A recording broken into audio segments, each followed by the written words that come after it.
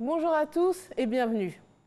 Le 9 avril dernier, à l'issue d'un Conseil national de sécurité extraordinaire présidé par le chef de l'État, Alassane Ouattara, le gouvernement a rendu obligatoire le port du masque dans le Grand Abidjan afin de renforcer la lutte contre la propagation du coronavirus. C'est le sujet de ce numéro de Ça fait l'actualité.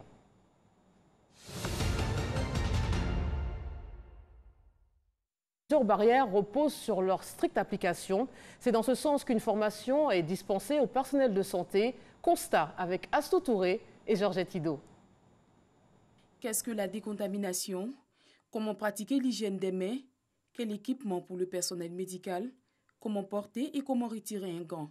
Autant de questions suscitées pour entretenir le personnel de l'Institut de cardiologie d'Abidjan, ICA. Cette formation initiée par l'Organisation mondiale de la santé OMS vise à renforcer les capacités des agents de santé en vue d'une meilleure protection de ceux-ci en cette période où sévit la pandémie de Covid-19. Le lavage des mains est très important en milieu hospitalier, même dans le grand public, parce que la plupart des infections qu'on acquiert à l'hôpital sont manuportées.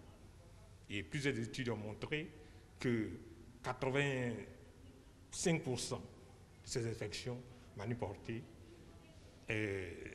entraînent des infections qu'on appelle les infections associées aux soins.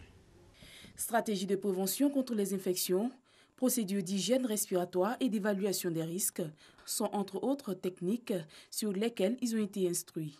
Avec cette histoire de Covid-19, tout le monde est paniqué et même les agents de santé, on fait tout mais on est beaucoup paniqué. Mais en venant ce matin à cette formation-là, je viens de comprendre que la transmission, comment se fait la transmission et quelles sont les précautions à prendre devant un cas contagieux. Et je transmettrai ça sans faux fuyant à mes collaborateurs. Nous sommes une structure qui recevons beaucoup de patients et le plus souvent les patients que nous recevons viennent dans les cas de difficultés respiratoires. Si bien que pour moi, cette formation est vraiment bienvenue pour que le personnel soignant puisse prendre les dispositions dans la prise en charge des patients dans le cadre de cette pandémie qui est le Covid-19. Dans un premier temps, il est question de faire le tri des malades. Ensuite, autre élément fort pour nous, personnel de santé, c'est surtout l'équipement de protection individuelle, c'est-à-dire l'usage de ces équipements.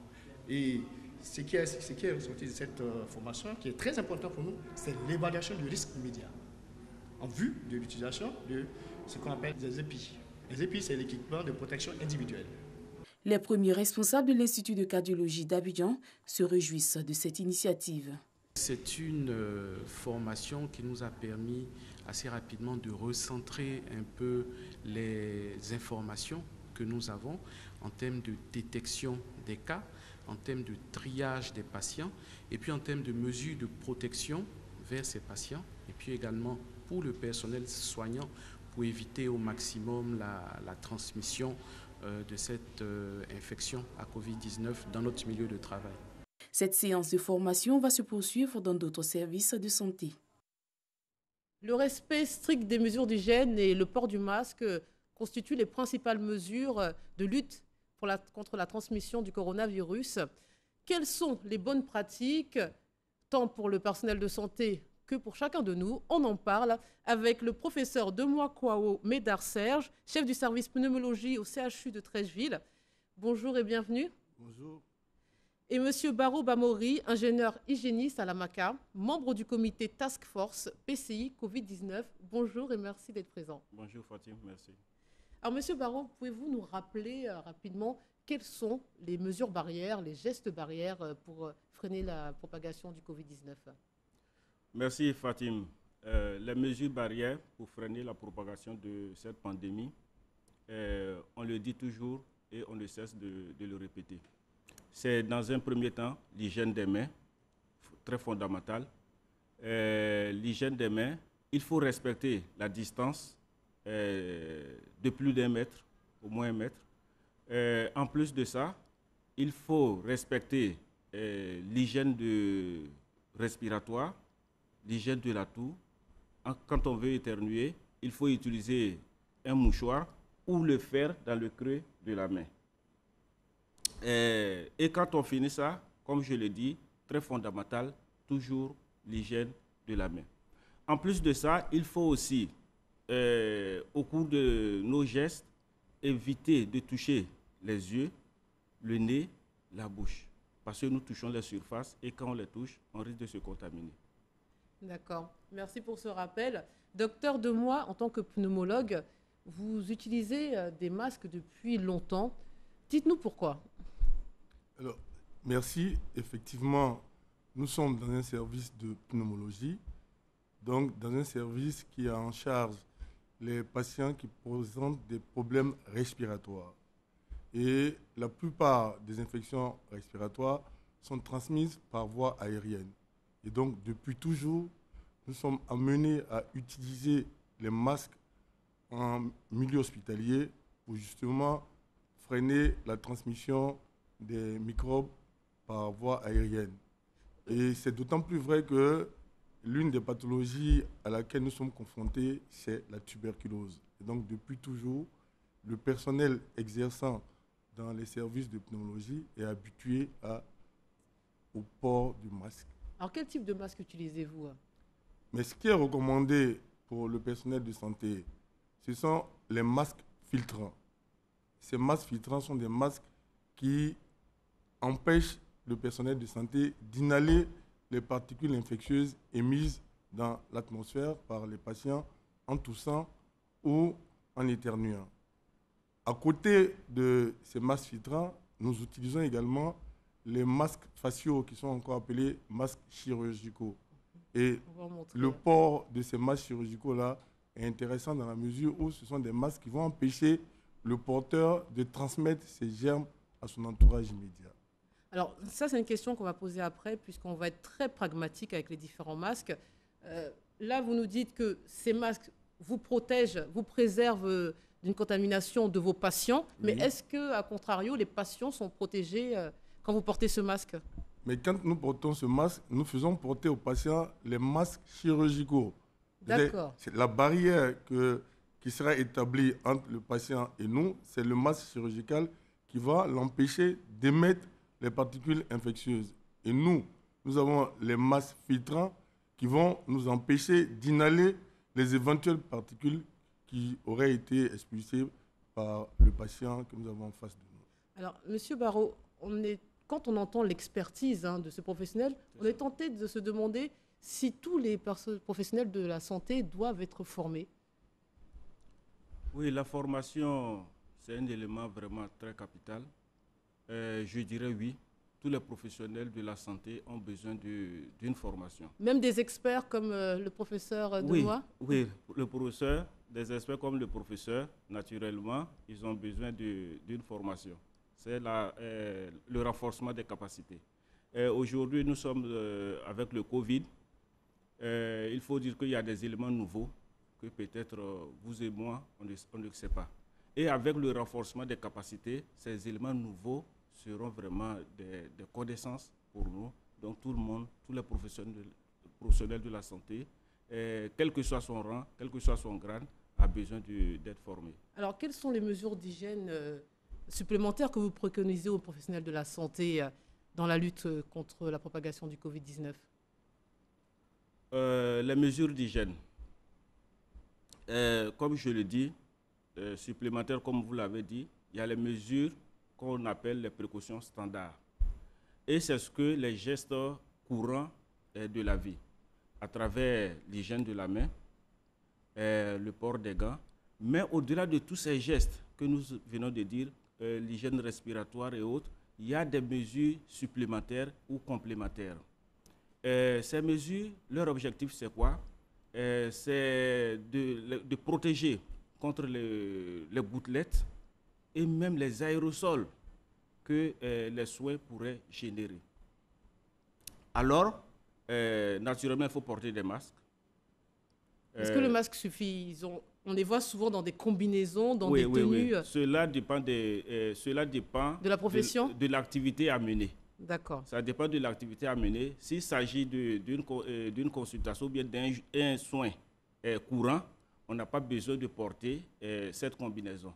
Mais si vous devez faire une autre activité approfondie, tubage et bien d'autres, alors il faut non seulement le masque, il faut même porter des lunettes ou bien un écran facial, on l'a vu sur l'élément, un écran facial, naturellement des gants et aussi la tenue. Ça, ce sont pour les professionnels de la santé qui sont au plus près des malades infectés au plus du près des Covid-19. malades. Au plus près des malades. Est-ce que vous avez eu l'occasion de porter ce type d'équipement, professeur Demois? Pas pour le moment. Mais justement, vous êtes au CHU de Trècheville, qui abrite aussi les maladies infectieuses. Est-ce que votre équipement a été modifié depuis l'arrivée des cas du Covid-19? Oui, effectivement, lorsqu'on écoute les mesures de sensibilisation qui passent sur les médias, et la première chose qui apparaît, c'est que on nous enseigne que quand quelqu'un a de la fièvre avec une toux et qu'il a des difficultés à respirer, il se pourrait que ce soit la maladie à coronavirus. Nous sommes dans un service de pneumologie. Par conséquent, nous serons ou bien nous sommes amenés à rencontrer des patients qui sont probablement infectés. À partir de ce moment-là, effectivement, notre matériel de protection a été renforcé. On a revu le circuit des malades dans l'hôpital et il y a des précautions qu'on prend quand on est en consultation. Quand les patients sont suspects d'avoir une Covid, ils sont isolés dans une salle où il y a tout un équipement et ensuite on appelle le service compétent pour venir faire les prélèvements en vue de confirmer ou d'éliminer le diagnostic. Donc notre matériel a été renforcé. Alors selon des syndicats des professionnels de la santé, le personnel n'est pas suffisamment pourvu en masques. Quelle est la nature de vos besoins pour l'ensemble du corps médical? Y a-t-il suffisamment de masques pour les professionnels de la santé? Il faut dire que effectivement le personnel de santé a besoin de masques. Nous avons, comme vous l'avez dit tout à l'heure, je suis membre du comité PCI, qui est un comité mis en place par la coordination nationale présidée par le professeur Beignet. Et ce comité PCI, dirigé par le docteur Achaud, a initié déjà des rencontres, des évaluations sur le terrain dans les formations sanitaires du district d'Abidjan avec l'appui de l'OMS. Alors, au cours de ces évaluations, effectivement, nous constatons que le personnel a besoin de masques. Le personnel a besoin de formation. La semaine dernière, j'étais même en formation sur le e-learning à l'INSP d'Adjamé avec les professionnels de santé d'Abidjan et même d'ailleurs. C'est les mêmes questions qui reviennent. Mais le constat que nous faisons, effectivement, le gouvernement est en train de régler ce problème. Donc vous allez, voilà. Le gouvernement a prévu normalement de produire ou d'acheter, en tout cas d'acquérir plus de masques pour les professionnels de la santé sur toute l'étendue du territoire. Hein. On suppose qu'il n'y a pas qu'Abidjan qui sera privilégié. Oui. Et vous donc, en termes de logistique, vous avez assez de matériel dans votre service, par exemple? Mais en ce qui concerne principalement les services de pneumologie où j'exerce au quotidien mes fonctions, nous avons été équipés en matériel de protection par la direction du CHU. Et nous avons également bénéficié de dons de certaines ONG. Et pas plus tard que mercredi dernier, nous avons bénéficié d'un don de matériel de protection qui a été fait par l'Association des femmes de ministres de la Côte d'Ivoire. Je pense qu'à cette occasion, des voix plus autorisées que la mienne ont eu à leur dire merci, mais je profite de l'antenne également pour leur réitérer notre profonde gratitude à toutes ces dames qui ont bien voulu renforcer le matériel de protection mis à notre disposition. Alors, depuis l'annonce du port obligatoire du masque dans le Grand Abidjan, on voit apparaître tout type de masques et de modèles. Donc, j'aimerais qu'on s'attarde un peu sur ces différents prototypes.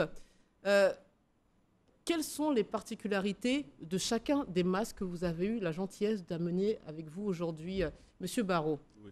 Alors, vous pouvez les sortir et nous les montrer très clairement comment ils fonctionnent. D'abord, je vais commencer par lui. Oui. C'est un masque, mais il n'est pas médical, c'est pour d'autres professions.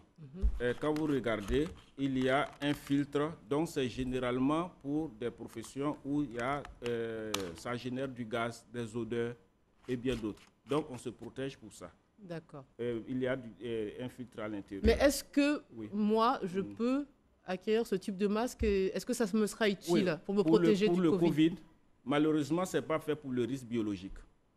Comme je l'ai dit, sa première fonction, c'est les gaz, les odeurs. D'accord. Voilà, donc ce n'est pas fait pour le risque biologique. D'accord. Donc pour le Covid, nous sommes dans un risque biologique. D'accord. Alors, il y a d'autres masques. Oui, à côté de ça, nous avons ce que la plupart des professionnels de santé utilisent. Des fameux masques chirurgicaux. Chirurgical. D'accord. Chirurgical. Donc, le voilà. Alors, maintenant, allez-y. Ce masque que l'on voit partout, on va après vous demander de nous expliquer comment on utilise chacun de ces masques. C'est ça. Donc ça, c'est le masque chirurgical qu'utilisent les professionnels de santé en général. C'est ça. Donc, dont les chirurgiens, on imagine. Oui, je pense que ça s'appelle masque chirurgical parce qu'au départ, c'était le personnel de santé qui allait au bloc opératoire qui le portait. Donc le principe était que c'était porté par le personnel de santé pour éviter qu'ils contaminent les plaies opératoires à partir des germes qu'ils portaient eux-mêmes. Donc c'est un masque qui va permettre d'empêcher celui qui porte des germes transmissibles par voie aérienne de les mettre en contact de l'entourage. Et c'est pour cela que ça s'appelait le masque chirurgical. Sinon, en réalité, c'est un masque anti-projection. D'accord. Donc, qui protège la personne qui est face à nous, en fait. Oui, qui protège la personne qui est face à nous, effectivement. Un autre type de masque, M. Barrault. Nous avons deux masques ici, mais qui jouent le même rôle. D'accord. Ça, c'est le masque, comme le professeur le disait tout à l'heure, des masques filtrants. Donc, le N95. Et ça, c'est pratiquement le même masque, le FFP2. D'accord. Donc, ce sont des masques homologués déjà. Je vois voilà, des sigles. Vous voyez déjà la norme, les références, tout ça. Voilà, donc c'est homologué. Donc, ils sont supérieurs aux masques chirurgicaux. En fait, les masques chirurgicaux, le professeur le disait tout à l'heure, c'est des masques que le professionnel, notamment les chirurgiens, portent pour opérer. Donc, ça évite d'émettre des particules qu'on pourrait vraiment contaminer celui qu'on est en train de traiter. D'accord. Et donc, ce que je voudrais dire, c'est que ce masque chirurgical, c'est le masque qui est indiqué pour la population. Donc, c'est le masque qui est indiqué également pour les malades. C'est ce masque-là qui va les empêcher de propager le virus dans l'atmosphère. Alors, faut-il déjà savoir s'en servir? Exactement. Alors, je vous pose des questions que tout le monde se pose. Le masque que vous avez chirurgical, dans quel sens on le met? Je préfère maintenant masque anti-projection. Masque anti-projection. Dans quel sens vous portez ce masque? C'est la couleur foncée qui est à l'extérieur? La couleur foncée, bon, quand vous dites la couleur foncée, il y en a même qui sont tout blancs aussi. Ah, bon, montrez-nous l'exemple du blanc. Alors, comment on sait? C'est la même chose. Alors, dans quel sens on porte ce type de masque? Donc, c'est la même chose. D'accord, ça peut être tout blanc? Oui, tout blanc et chose. Donnez-moi un, je vais le montrer à l'écran. Lequel? Le bleu ou bien? Oui, peu importe, allez-y, je vais vous aider. Donc, ce type de masque qu'on a là, on le porte dans quel sens? Vous voyez la corde? Oui. La corde, où se trouve la corde? Oui, à l'intérieur. Voilà, donc c'est la partie, donc naturellement, qui est la partie blanche et qui reste au contact du porteur. D'accord. Donc, le sens, c'est selon où se trouve la corde, et non la couleur. Ce n'est pas du tout lié à la couleur. Je vous ai dit tout à l'heure qu'il y en avait qui était totalement blanc, recto verso. Voilà, donc quand vous regardez, c'est tout à fait, vous regardez le sens de la corde. Donc le point d'insertion de la corde dans le masque. C'est le sens dans lequel le masque doit être porté au visage. D'accord, on comprend mieux. Maintenant, vous allez nous montrer après comment on porte les masques, parce que vous nous avez dit à l'entame de l'émission, avant même hors micro, que vous étiez un peu catastrophé par le port des masques des uns et des autres. Poursuivons. Moi, j'ai ramené aussi quelques masques qu'on achète dans la rue, de ce type-là. Qu'est-ce que vous en pensez, messieurs les professionnels, de ces masques en coton simple? Est-ce qu'il faut les utiliser? C'est du tissu. Quel est votre regard? Bon, c'est des mesures, c'est des barrières de protection. Et j'allais même dire que c'est des tissus lavables. Le véritable problème, le professeur l'a dit tout à l'heure, c'est avec la situation, c'est des masques qu'on pourrait accepter. Mais en réalité, les véritables seuls masques qui protègent, c'est un peu ça. C'est ça, les masques chirurgicaux. Donc ça va dépendre aussi des interstices et autres. Alors, voilà, c'est vrai qu'il y a des gens qui vendent des masques Mmh. maintenant, qui sont renforcés, rembourrés. Ce n'est pas le cas de celui-ci, qui est juste un bout de tissu. Effectivement. Donc, il faut mieux avoir ce type de masque qu'aucun masque. C'est ce que voulez-vous nous dire? Bon, ouais, vous me posez une colle, mais ce que je voudrais dire encore une fois, et je l'ai dit hors antenne, les bons masques, les masques protecteurs sont homologués et ils se trouvent en pharmacie. C'est comme les médicaments. Les bons médicaments sont en pharmacie. Quand les médicaments se retrouvent dans la rue, ils ne sont plus efficaces. Et donc, ce sont des masques qui sont fabriqués de manière artificielle. On ne sait même pas les conditions dans lesquelles ces masques-là sont fabriqués. Mais comme on le dit, à défaut de mieux, ce sont des masques, on peut s'en servir, mais ils protègent moins que les masques qui ont été homologués par des tests qui ont été faits avant leur mise sur le marché. D'accord. Mais face à la pénurie, vous nous dites, et face à la oui, réalité financière de certains... Si on n'a pas le choix, on ne peut pas s'offrir un masque en pharmacie, qu'on a ce genre de masque, pourquoi pas? Est-ce qu'on peut le renforcer en mettant un mouchoir à l'intérieur, par exemple? On a vu certaines personnes essayer... Oui, c'est des astuces. C'est des astuces qui tendent un peu vers les alliages, les assemblages. Vous allez regarder ce masque chirurgical. Nous avons dit aujourd'hui que le Covid, c'est des projections. Ce masque chirurgical, vous le prenez, vous pourrez l'essayer après. Vous, sur n'importe quelle des deux faces, vous mettez du liquide, de l'eau, et vous allez voir que ça ne sort pas. Et alors que prenez un tissu en coton ou je ne sais en quoi, dès que vous mettez l'eau, ça commence à sortir. Cela voudrait dire quoi? Quand vous recevez des projections sur du masque en tissu, donc c'est tout à fait normal que ça puisse effectivement dépasser cette barrière pour vous atteindre. Alors que le masque chirurgical, comme je l'ai dit, quelle que soit la face, vous mettez du liquide, ça ne sort pas. Alors montrez-nous, allez-y. Les virus sont des microbes. Et parmi la classe des microbes, on a les bactéries, les parasites, les virus. Ce sont des êtres qui sont invisibles à l'œil nu. Ça veut dire que ce sont des êtres qui sont infiniment petits, de l'ordre du nanomètre. Et donc, si ça ne passe pas, le masque est homologué, ça veut dire que le masque homologué, il est correct, il est adapté. Quand vous prenez un tissu, le tissu est fait de mailles qu'on ne voit pas à l'œil nu, mais c'est de véritables boulevards de passage pour le virus et pour les microbes qui sont infiniment petits. Et c'est pour cela que moi je dis, encore une fois, j'insiste, que l'utilisation des masques doit être des masques de bonne qualité fournis par la pharmacie. Et ce sont des masques à usage unique. Oui. Ce sont des masques jetables. Après chaque utilisation, on les met à la poubelle. On va parler de l'utilisation. Déjà, quand est-ce qu'on doit porter un masque? Est-ce que c'est dès qu'on est face à quelqu'un, dès qu'on sort de chez nous, même à l'intérieur de notre domicile, avec notre famille? Quand est-ce qu'on porte un masque? Quand on sort dans la rue seulement? Quand on est plus de deux dans un lieu? Le masque, déjà, comme on le dit, c'est une barrière de protection. Quand vous êtes seul, notamment, qu'est-ce qu'on constate aujourd'hui? Certains seuls dans le véhicule, climatisé, les vitres montées, il porte un masque. Je ne vois pas véritablement la nécessité.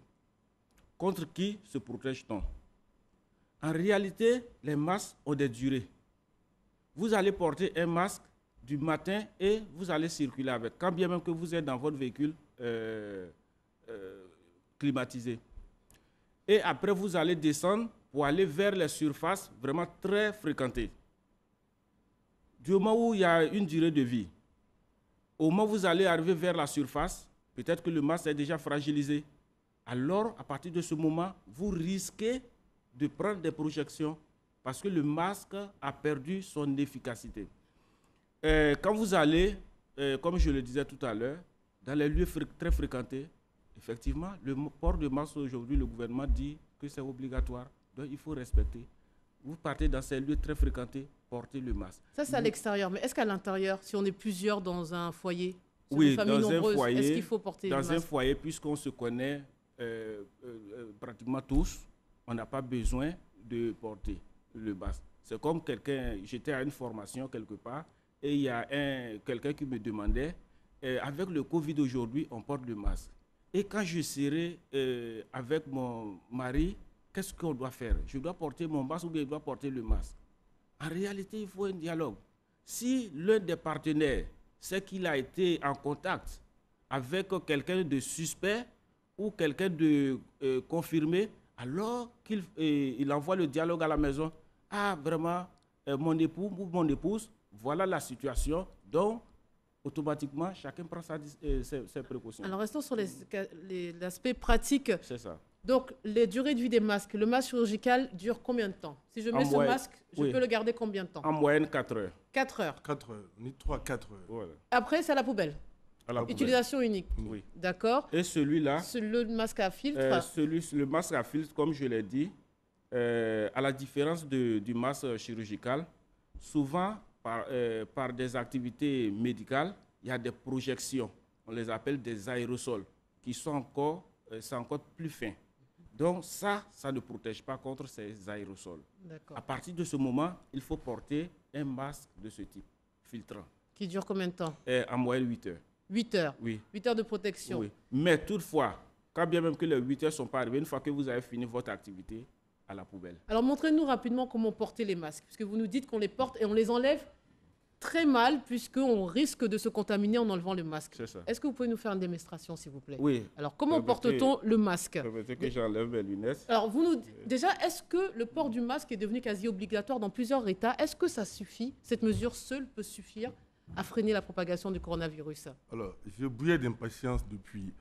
Et quand on parle d'utilisation du masque, l'utilisation du masque fait partie des mesures d'hygiène respiratoire. C'est ça. Donc, comment est-ce que le virus se transmet? C'est d'abord le premier moment à savoir. Lorsque la personne qui est infectée tousse ou éternue, elle va émettre dans l'atmosphère des particules. Les plus petites particules vont rester en suspension dans l'air. C'est ce qui constitue ce qu'on appelait les aérosols.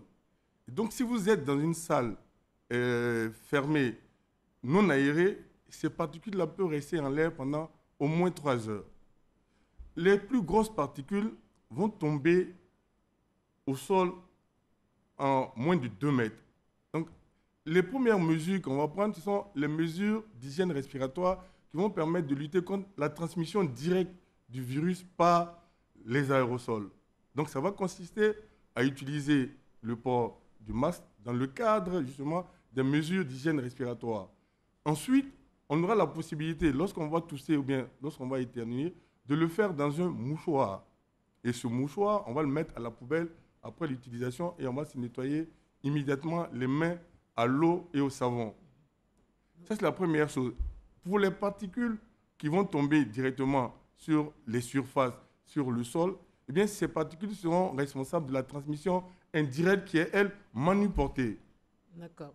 Donc, pour bien résumer, les masques sont utiles que dans le cadre de l'hygiène respiratoire. Parce qu'il y aura l'hygiène des mains qui va consister à faire le lavage, etc., etc. Mais sinon, c'est la prévention de la transmission aérienne qui se fait par les aérosols. On a compris la distanciation sociale. Rapidement, nous sommes vraiment à la fin de l'émission. Montrez-nous comment on porte et on enlève ce masque, puisque vous nous dites que nous avons de très mauvaises habitudes. Comment porte-t-on le masque chirurgical? Alors, le masque, pour le porter, on fait d'abord l'hygiène des mains. Vous prenez votre solution ou le lavage de mains avec de l'eau et du savon. D'accord. Donc, avant de mettre un masque, on se désinfecte les mains. Des mains avec, on se désinfecte. Ensuite, on prend le masque. Vous voyez, quand vous prenez le masque, comme je l'ai dit déjà, on regarde la partie où se trouve la corde. Oui. Et il y a 2 parties au niveau des bords, des extrémités. Il y a une partie rigide. Quand vous prenez, vous allez voir, il y a une partie rigide. Et cette partie n'est pas rigide. Oui. La partie rigide reste en haut, puisque c'est ce qui serait collé au niveau du nez. Alors, on essaie de porter. On essaie de voir et on adapte à notre visage. On met... on ne ferme pas les yeux. On essaie de voir juste au niveau du nez. Okay. Et quand c'est comme ça, on ajuste avec les 2 mains sur le nez pour que ça puisse bien adhérer. Une fois qu'on a ajusté, on prend la partie inférieure qu'on fait tirer pour couvrir et le nez et la bouche. Parce que non seulement le nez, et mais aussi, vous voyez que ça couvre pratiquement Jusqu'au menton. Jusqu'au menton. Et c'est bien ajusté là. Alors, 4 heures sont passées maintenant, vous devez retirer ce masque. Qu'est-ce que vous faites? Mais avant, dès lors que le masque a été mis, on n'a plus le droit de le tripoter à chaque instant. Ah, c'est-à-dire que si on veut dire bonjour à quelqu'un, on ne l'enlève pas comme ça. Ah non, en principe, on ne doit plus le toucher. Si quelqu'un doit fumer une cigarette, je vous ai dit que les gouttelettes maintenant tombent sur le sol, ça tombe sur les surfaces nettes, ça tombe sur les objets. Si vous avez ces gouttelettes-là qui sont tombées sur le masque, que vous le caressez, après, vous allez le mettre au niveau... On comprend bien. Donc, 4 heures sont passées. Vous n'avez pas manipulé le masque une seule fois. Oui. Comment vous l'enlevez? Avant de l'enlever, on se désinfecte aussi les mains. Encore l'hygiène des mains. D'accord. Avant de l'enlever, pratiquez l'hygiène des mains. Une fois que l'hygiène des mains est pratiquée, alors on ne prend pas le masque par la partie supérieure, la partie on ne prend pas le masque là. Parce que si vous le prenez là, alors les germes qui sont déposés dessus, vous les mettez sur votre main. D'accord. Donc les mains désinfectées, on prend par la corde au niveau des oreilles. Donc là aussi, doucement, on enlève. Les deux en même temps. Voilà, on enlève les deux et comme ça, on met à la poubelle. Là encore, en mettant directement à la poubelle, qu'est-ce qu'on constate? Il y a encore un danger avec les récupérateurs. Donc aujourd'hui, qu'est-ce qu'on fait? Une fois qu'on l'enlève, on prend le soin quand même de couper l'une des cordes. Ah, pour pas que quelqu'un d'autre le réutilise. Parce que c'est le constat qu'on fait aujourd'hui. C'est usage unique. Comme ça, usage unique, certains vont ramasser et le commercialiser. Est-ce qu'on peut le laver? Est-ce que je peux me dire, ce masque, je le lave ce soir? Non, c'est pas conseillé. Non, ce sont des questions pratiques, pragmatiques. Dernière question, est-ce que vous pensez... Maintenant, allez-y. J'allais finir. Une fois qu'on l'a jeté dans la poubelle, puisqu'on a enlevé le masque, on termine encore par l'hygiène des mains. D'accord. Donc, c'est vraiment plusieurs mesures. Vous voyez que l'hygiène des mains est au début et à la fin. Merci de l'avoir rappelé. Dernière question. Le port du masque obligatoire, pour l'instant, ne concerne que le Grand Abidjan. À votre avis, cette mesure devrait-elle être étendue sur tout le territoire? Selon vous, en tant que professionnel de la santé. Le professeur va dire peut-être plus. Étendre sur tout le territoire, pour le moment, je pense qu'au niveau d'Abidjan, ça peut concerner Abidjan. L'intérieur du pays, aujourd'hui, si on respecte les consignes, l'intérieur sera épargné. L'un des éléments les plus importants aujourd'hui, parce que c'est ça la réalité d'Abidjan, l'éducation des cas contacts, des cas suspects et des cas confirmés. D'accord. C'est noté. Même question. On limite à Abidjan cette mesure? Ce qui est important à retenir, c'est qu'il s'agit d'appliquer des mesures qui sont complémentaires. Donc vous avez l'hygiène respiratoire, vous avez l'hygiène des mains et vous avez l'hygiène comportementale. Imaginez-vous un seul instant, quelqu'un qui met le masque, qui ne se lave pas les mains quand il touche. Ce sont des mesures complémentaires. Si on estime qu'à l'intérieur du pays, il y a eu des cas, eh bien, la même mesure qu'on a appliquée à Abidjan doit être appliquée partout. Merci beaucoup. C'est la fin de cette émission. Messieurs, merci pour tous vos éléments de réponse, votre contribution. Merci à vous, chers téléspectateurs, de nous avoir suivis et surtout respecter scrupuleusement toutes les mesures barrières prises afin de limiter la propagation du coronavirus. Restez sur RTI 1.